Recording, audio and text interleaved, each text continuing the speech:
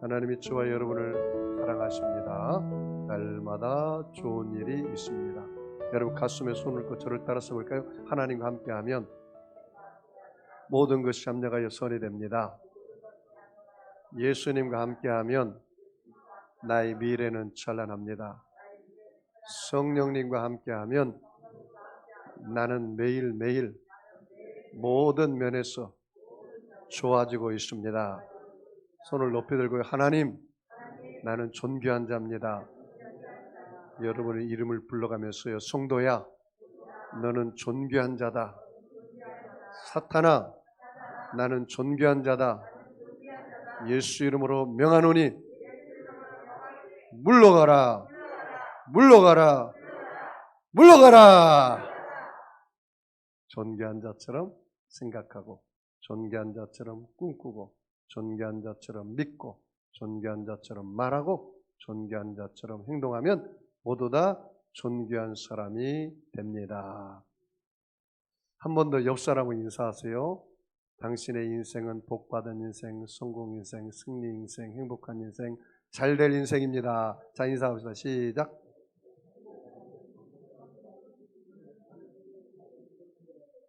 네, 우리 송도 세계롭게 성도님들은 머리가 보통 머리가 아닙니다. 머리가 아주 대단합니다. 자, 여러분 손을 높이 올리고 하나님을 바라보면서 한 3초 동안 웃겠습니다. 시작. 다시 한번 웃다 보면 웃게 되는 거다. 시작.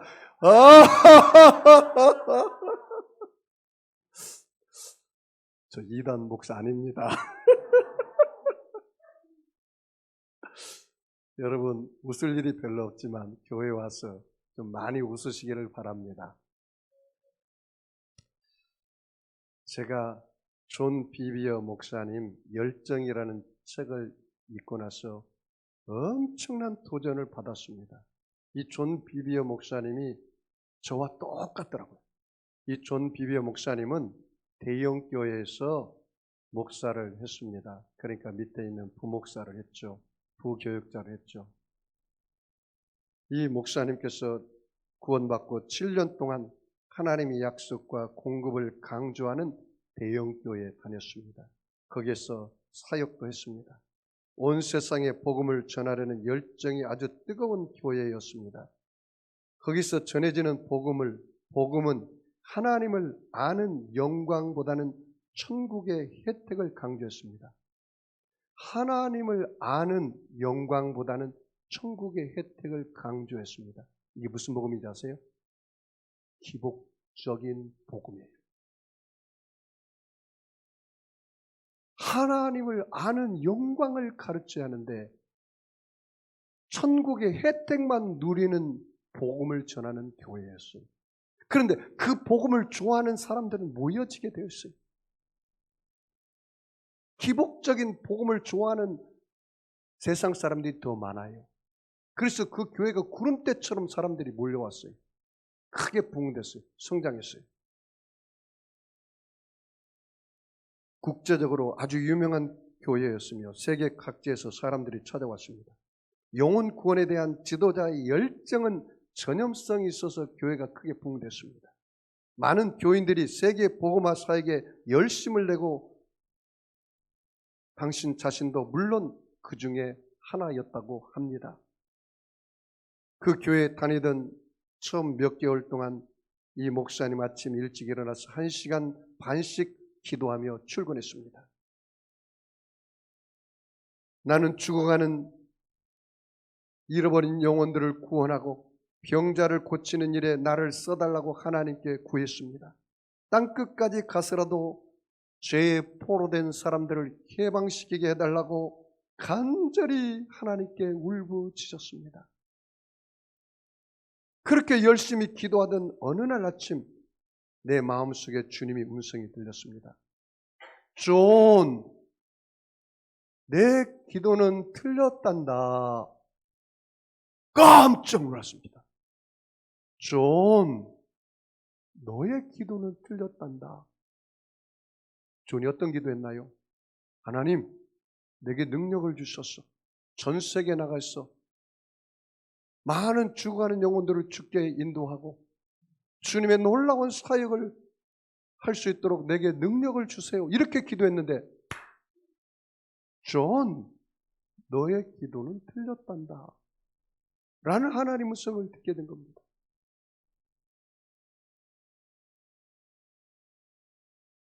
존 목사님은 이런 생각이 들었답니다. 아니, 이건 하나님 음성일 수 없다. 마귀의 짓일 것이다 라고 간과할 수도 있었습니다. 목사님은 하나님 음성임을 깊이 알게 되었습니다. 그래서 당황했습니다. 주님, 어떻게 제게 이렇게 말씀하실 수 있습니까? 저는 사람들이 구원과 치유와 해방을 위해서 기도하고 있습니다. 이거야말로 주님이 원하시는 일 아닙니까? 이렇게 되물었어요. 기도는요, 일방적으로 구하는 게 아니에요. 기도는 묻는 기도래요. 하나님, 내가 이런 상황이 있는데 하나님이라면 어떻게 하기를 원하십니까? 하나님, 내가 이런 사업을 구상하고 있는데 하나님이라면 제가 어떻게 하기를 원하십니까? 이게 기도예요. 하나님, 내가 이렇게 구상해서 이렇게 해나갈 테니까 하나님이 은혜 주시고 복을 주세요? 이것은 하나님을 여러분이 부리는 거예요. 주객이 전도돼서 내가 주인이고 하나님이 종이에요? 그러면 안 돼요. 이 존 비비의 목사님은 하나님 주권이 세워졌기 때문에 그렇게 물어봤습니다. 주님, 어떻게 저에게 이렇게 말씀하실 수 있습니까? 저는 사람들의 구원과 치유와 해방을 위해 기도하고 있습니다. 이거야말로 주님이 원하시는 일이 아닙니까? 하나님은 비비어에게 말하기를 더 큰 앞으로 일을 행할 것을 말씀하셨습니다. 하나님은 비비어 목사님에게 그분의 참 성품을 얼마나 모르고 있는지 보고 계셨습니다. 하나님은 비비어 목사님에게 이렇게 말했습니다. 그러자 이 비비어 목사님은 하나님께 또 되물었습니다. 하나님 비비어 목사에게 이렇게 말했습니다. 존, 기독교 목표는 사역이 아니다. 너는 귀신을 쫓아내고 병자를 고치고 사람들을 구원으로 이끌고도 결국 지옥 갈 수 있다 라고 하나님이 존 목사님에게 말씀하셨어요. 그러면서 덧붙이면서 자기 마음에 깨달아짐이 왔습니다. 유다는 자기 일을 버리고 나를 쫓았다. 그는 병자를 치유했고 죽은 자를 살렸고 귀신을 쫓아냈다. 그러나 그는 결국 지옥에 갔다. 이 말씀이 비비의 목사님 마음에 깨달음이 오면서 그 말씀이 못지되어서 떠나지 않아요. 소름이 끼쳤어요. 사도들이 권능을 받고 나가 병든 자를 고치고 죽은 자를 살리고 귀신을 쫓아냈을 때 유다도 그 중에 있었음을 너는 잊지 말아야 한다.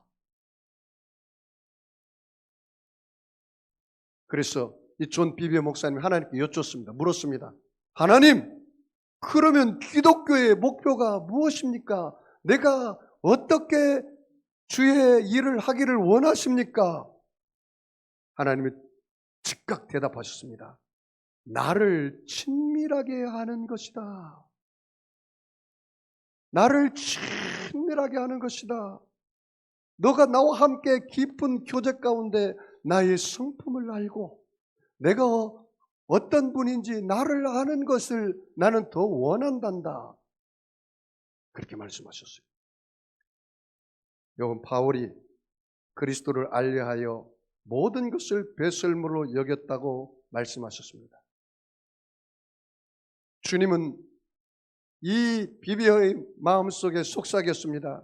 그 친밀한 관계에서 참 사역이 나올 것이다. 존아, 너 있지? 나와 친밀한 교제 가운데서 너의 참된 사역이 나온단다.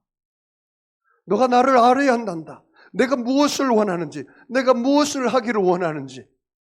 너의 생각대로 사역하지 말고 너가 사역이 먼저가 아니라 나와 함께 깊은 교제 가운데 내가 원하는 것을 하라. 너가 원하는 것을 하지 말고. 여러분 다니엘서 11장 32절 말씀 보면은 오직 나의 하나님을 아는 백성은 강하여 용맹을 발하리라. 오직 자기 하나님을 아는 백성은 강하여져 용명을 발하리라. 하나님을 아는 백성이 강해진다는 거예요. 하나님 백성을 알고 일을 하라는 거예요. 예수님은 소경이 소경을 인도하면 둘 다 구덩이에 빠진다고 말했습니다. 먼저 영적인 눈을 뜨고 주님을 보지도 않은 채 사람들을 속박해서 끌어내려는 모든 이들도 마찬가지입니다. 그래서 바울은 말합니다. 우리 마음의 눈을 밝혀 그분을 알게 해달라고 간절히 기도했습니다. 여러분, 하나님을 깊이 아는 것이 먼저라는 사실입니다. 이 존 비비의 목사님이 신앙 초년 시절에 이런 일이 있었습니다. 그 교회 담임 목사님은 복 주시는 하나님보다 축복의 약속에 더 치중한 메시지를 증거했습니다. 복 주시는 하나님보다 축복의 약속에 더 치중한 메시지를 증거했어요. 그는 하나님의 약속을 믿고 행동하여 아주 세련된 삶을 살았으나 하나님의 성품에 대한 계시가 없었기 때문에 잘못된 길로 빠지기 시작했습니다. 하나님의 성품에 대한 계시가 없어요. 그 약속에 나타나는 현상만 쫓아다니는 메시지를 증거하니까 사람들은 구름대처럼 보였지만 거기에 진작 십자가를 지고 나를 쫓으라는 예수님의 제자가 되라는 메시지가 없었습니다. 그러니 무리와 군중이 몰려지기 시작했는데 구름대처럼 몰렸습니다.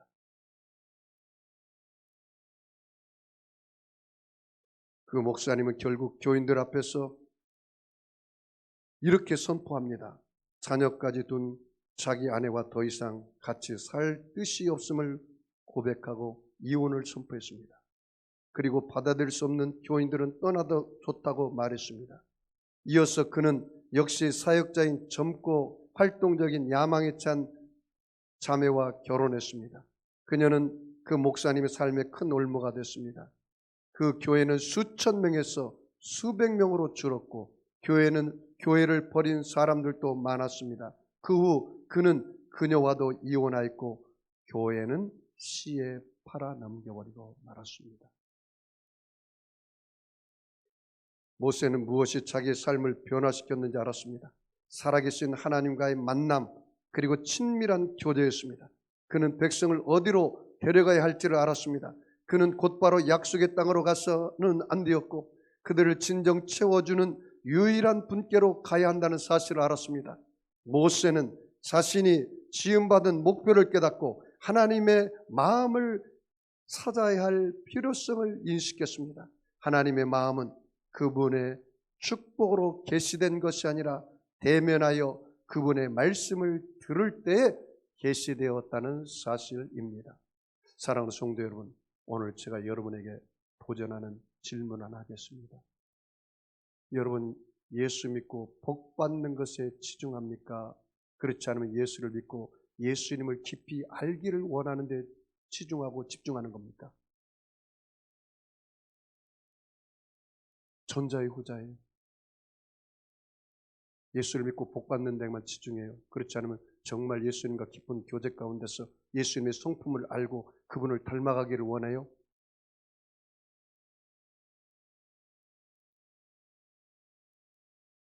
오늘 마리아 마르다 얘기를 통해서 여러분이 정말 내 자신이 마리아인지 마르다인지 여러분 자신에게 질문해 보십시오. 자, 38절 우리 다 같이 읽어보겠습니다. 그들이 길 갈 때에 예수께서 한 마을에 들어가심에 마르다 이름하는 한 여자가 자기 집으로 영접하더라.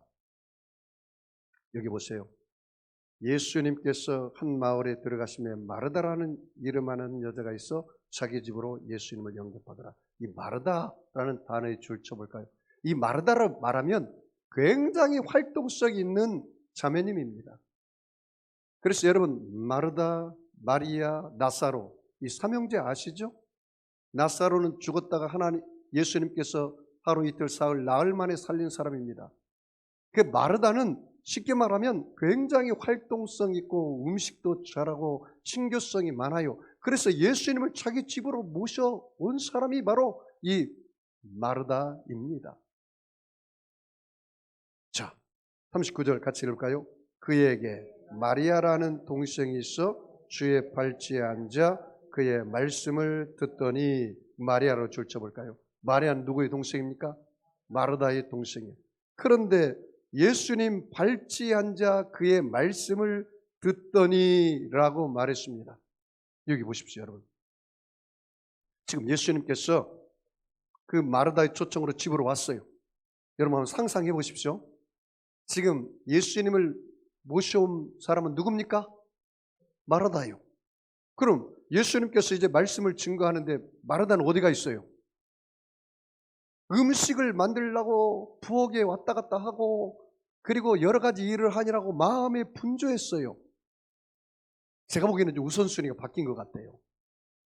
마르다가 딱 앉아서 동생과 함께 예수님 말씀을 들었다면 금상첨화예요.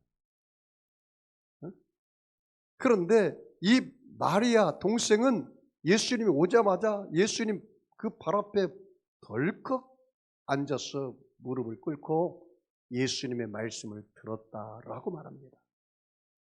이 중요한 의미가 있습니다. 여러분, 일하기 전에 기도의 노동을 해보십시오. 여러분, 세상 책을 읽기 전에 성경책을 읽어보십시오. 다른 사람과 대화하기 전에 우리 예수님과 대화해 보십시오. 그리고 일하기 시작한다면 주님이 공급해 주시는 그 말씀 안에 능력이 있습니다. 여러분, 말씀 안에 위로가 있습니다. 그리고 일을 하세요. 주님의 말씀을 들을 때 병자는 치료받습니다. 주님의 말씀을 들을 때 여러분 응답이 임합니다.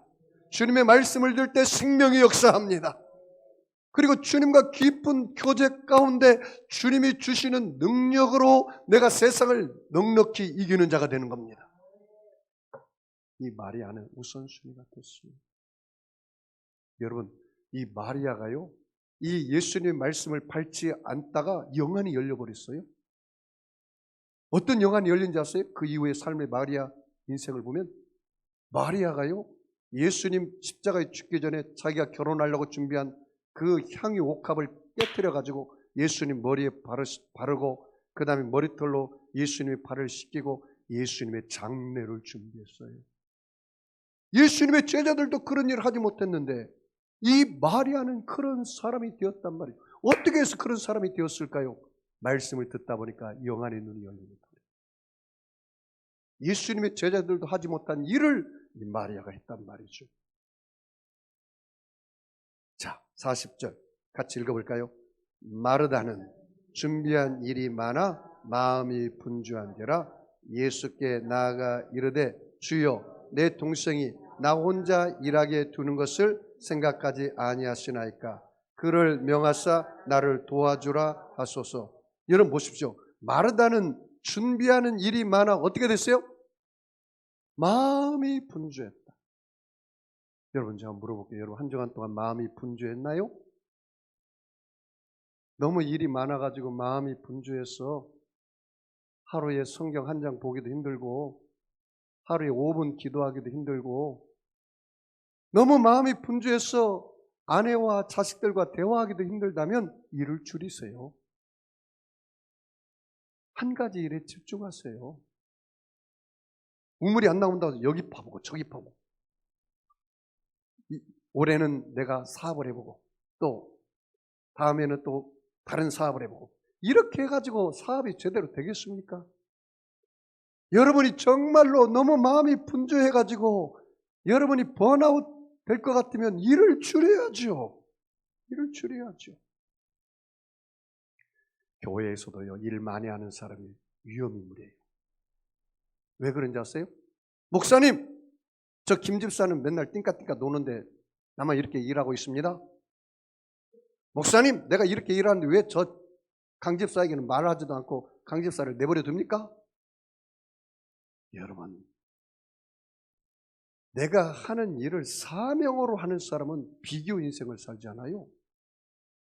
이 마르다가 정말 예수님 모셔가지고 그 말씀을 듣고 대접하고 그걸 좋아서 감사함으로 했다면 얼마나 좋았겠냐 이 말이에요. 그런데 이 마르다의 마음에 그 마음의 심보가 뭔지 알 수 있어요. 그 이렇게 일하면서 예수님, 내 동생 저 마르다 좀 보십시오. 괘씸하게 짝이 없습니다.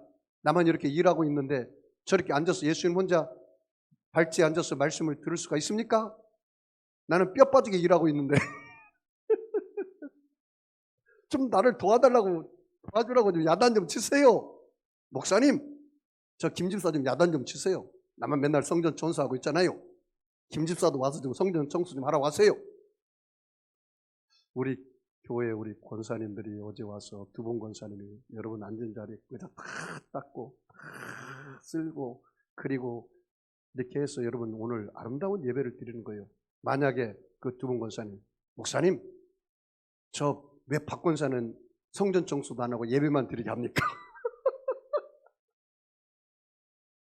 그렇게 했다면 산통이 다 깨져버리는 거지. 은혜가 다 사라져버리는 거지. 이 마리아 마음에는 이 비교 인생이 있었어요. 거기 한번 다시 봐요. 마르다는 준비하는 일이 많아 마음이 어떻게 분주해졌고 예수께 나아가 이르되 주여 내 동생이 나 혼자 일하게 두는 것을 생각하지 않습니까? 그를 명하사 나를 도와주라 하소서. 예, 비교죠, 비교. 예? 사람이 왜 비교 앉았어요? 열등의식이 있어서 그래요. 내가 자존감이 높고 내가 사명으로 하면 비교하지 않아요. 나는 하나님 앞에서 내 존재로서 사는 거예요.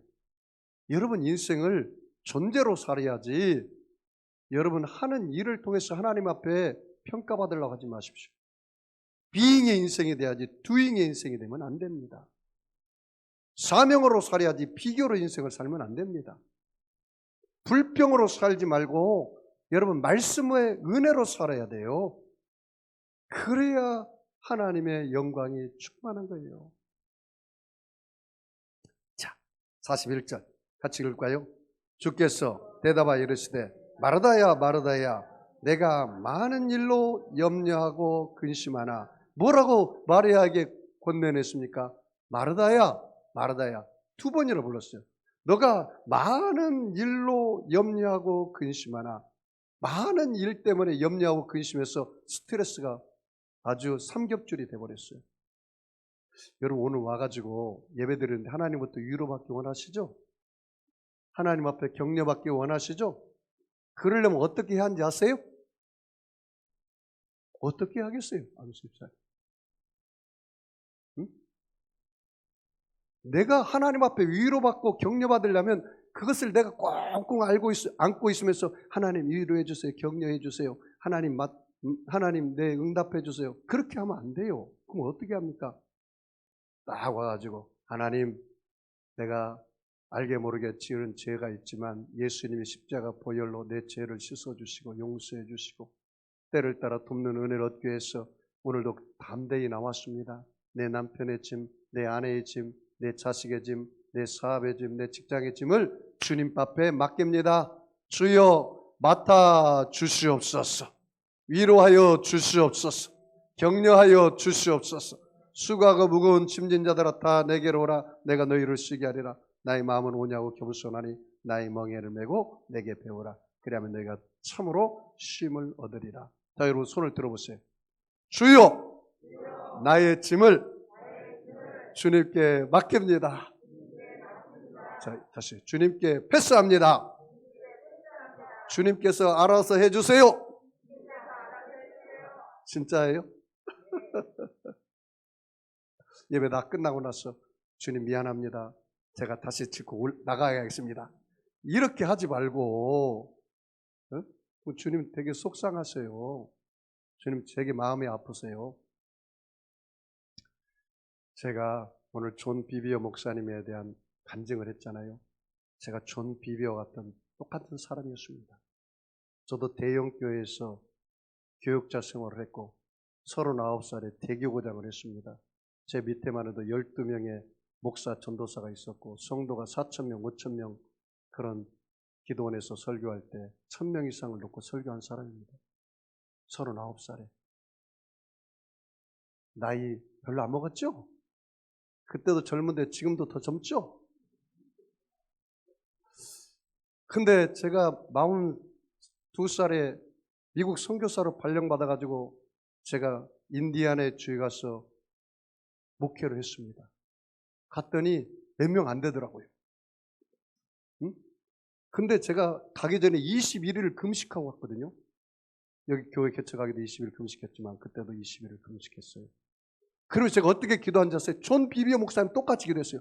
주여, 내가 미국 인디애나에 가서 목회할 때 그 곳을 사람들을 다 구원하고 뒤집어 놓게 하시고 미국에서 최대 교회를 이루게 하여 주시옵소서. 능력을 주시고 성령의 역사가 일어나게 하시고 그렇게 기도했어요. 미국을 뒤엎어버리게 하다라고 기도했어요. 그런데 목회하다 보니까 누가 뒤엎어져 버리고 말아요? 내가 뒤엎어져 버리고 말았어요. 그때 내가 존 비버의 열정이라는 책을 읽었거든요. 이야, 존 비버 목사님이 나와 똑같구나. 이분도 대형교회에서 교육자를 했고 나도 대형교회에서 교육자를 했고. 그러면서 기도하는데요. 내 대교고장 거품이 빠져나가기 시작하더라고. 그리고 몇 명 안 되는 성도가 한 영혼이 얼마나 귀한지. 큰 교회에서는 성도들 귀한지를 몰랐어요. 워낙 많으니까 한 명 떠나가도 뭐 떠나갔나 뭐 한 명 떠나면 또 오겠지. 뭐 이런 식으로 생각을 했어요. 그런데 한 사람이 교회를 떠나니까 얼마나 마음이 아픈지 마음이 찢어질 것 같아. 내가 우리 어머님 돌아가셔도 그렇게 울지는 않았는데 성도 한 사람 떠나고 나서 그렇게 3개월, 6개월 동안 우니까 하나님 나한테 뭐라고 앉았어요? 야 종아, 그만 울어라 그러더라고. 그때 눈물이 딱 그쳐버렸습니다. 다윗이 자기 아들이 병들어서 죽으려고 할 때 살려달라고 울었잖아요. 딱 죽고 나서 눈물 딱 땄더라고. 밥 가져와라, 밥 먹자. 백성들이 와서 아이 주인 왕이시오. 아니 당신의 아들이 죽기 전에 그렇게 울더만 이제는 밥 먹자고요? 그래. 떠나간 사람이고 산 사람 살아야지. 근데 나는 그걸 잘 모르고 그냥 하나님 돌아오게 해주세요. 그렇게 울었더니 하나님께서 야 임마 눈물 뚝! 그러면서 제게요 거품이 빠져나가기 시작하더라고. 그래서 구역 예배밖에 안 되는 성도들이 그렇게 귀하게 여기시네. 한 영혼이 얼마나 감사한지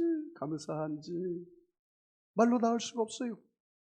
그러면서 내 거품이 빠져나가기 시작하면서 내 마음속에 이야 내가 이미 목회를 해서 진짜 목사가 되어가는구나. 진짜 목사가 되어가는구나. 내가 이미 목회 안 했다면 난 가짜 목사로 살다가 죽을 뻔 안 했구나. 천국에 갔으면 내 하나님 상이 하나도 없을 뻔했구나. 성전을 청소하는데 그렇게 눈물이 쏟아져요. 화장실을 청소하는데 그렇게 감사가 넘쳐나요. 교회 창문을 그 겨울에도 물 뿌리면서 내가 닦았어요. 헌신할 성도들이 별로 없으니까. 그렇게 은혜가 되는 거예요. 은혜가 되는 거예요. 은혜가 되는 거예요.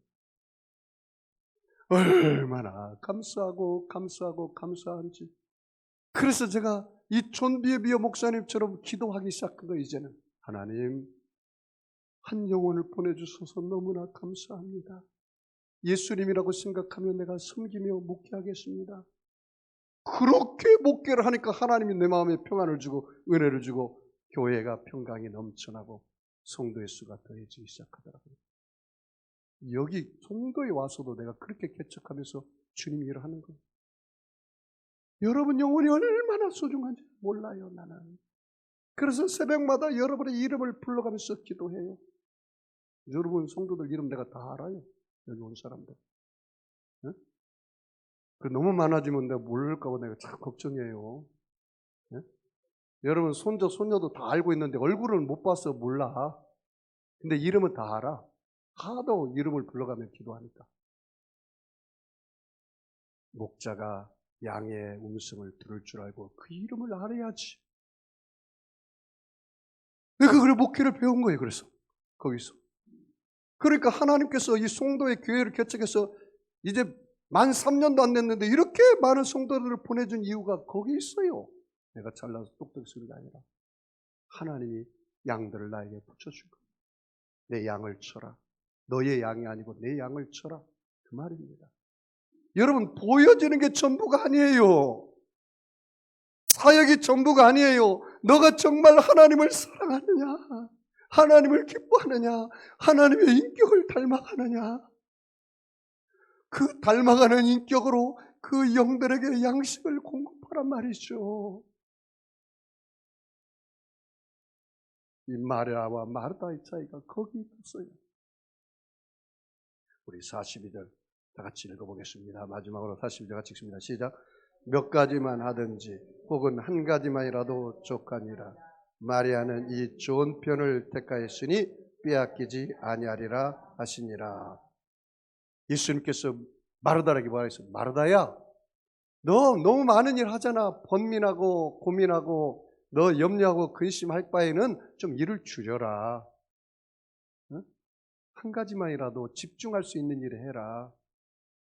그리고 마리아에게는 말했습니다. 마리아는 좋은 것을 택했다. 좋은 것을. 좋은 것이 뭐예요?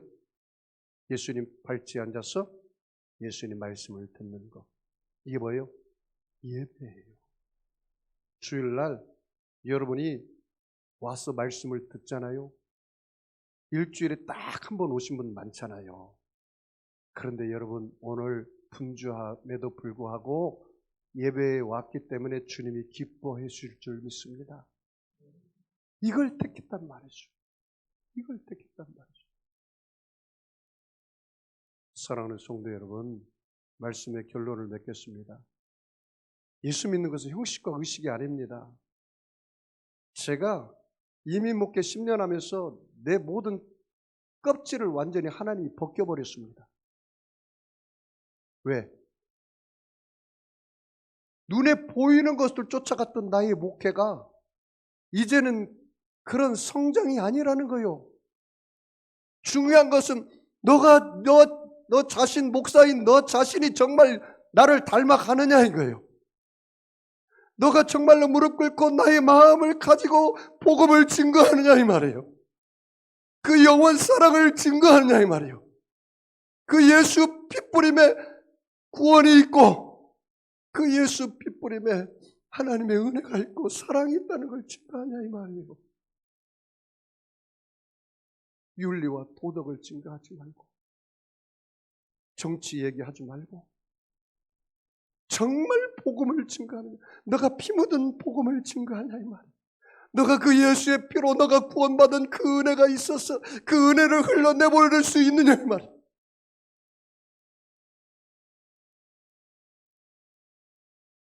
여러분 하나님의 주시는 복을 따라가지 말고 예수를 닮아가려고 따라가시 바랍니다. 그 예수 안에는 전부가 있습니다. 그 예수 안에는 구원이 있고 그 예수 안에는 성령이 있고 그 예수 안에는 치료가 있고 그 예수 안에는 응답이 있고 그 예수 안에는 복이 있고 그 예수 안에는 영생이 있고 그 예수 안에는 부활의 능력이 있단 말이죠. 그 안에는 지혜가 있고 못할 것이 없단 말이죠. 교회 다니는 거 형식과 의식 쫓아가지 말고 일주일에 한 번 예배 드리는 것 정말 정성을 다해서 내가 오늘 목사님을 통해서 하나님이 나에게 주시는 말씀을 들어야지. 귀를 열고 이 마리아처럼 그 발치에 앉아서 겸손한 마음으로 주님이 나에게 무슨 말씀을 하실까 내가 그 말씀을 붙잡고 한 주간도 넉넉히 살아 이겨야지. 주님, 내가 한 주간 알고 모르고 지은 죄를 짓고 왔지만 예수의 피로 씻어주시고 정결케 하시고 하나님이 나를 받아주시니 감사합니다. 주님, 종에게 말씀하여 주옵소서. 종이 듣고 그대로 살겠습니다. 이런 고백들이 여러분에게서 입에서 쏟아져 나왔으면 좋겠습니다. 오늘 여러분에게 도전합니다. 여러분은 마리아입니까? 마르다입니까? 여러분 어떻게 살기로 결정하겠습니까? 기도하겠습니다.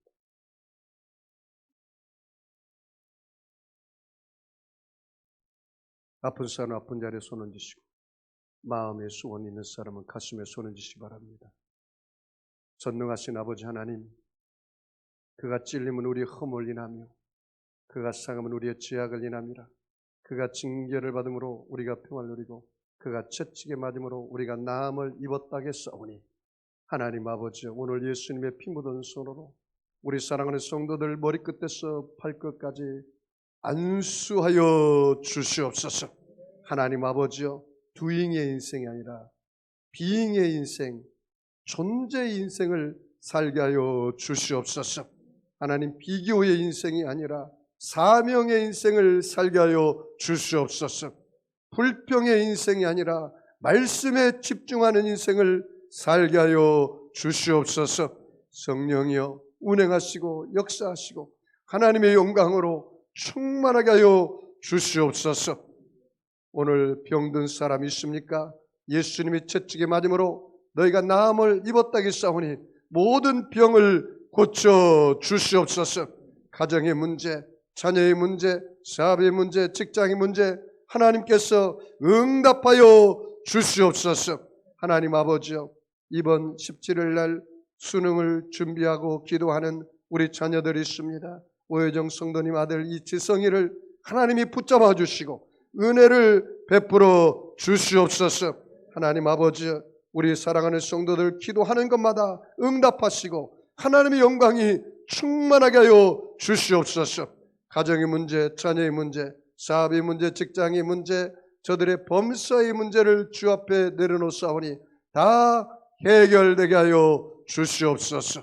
축복하며 감사하며 예수님의 이름으로 기도하옵나이다. 우리 주님 셈 부르고 우리 통성으로 말씀을 생각하며 우리 하나님 앞에 기도합니다. 주여, 주여, 주여. 할렐루야.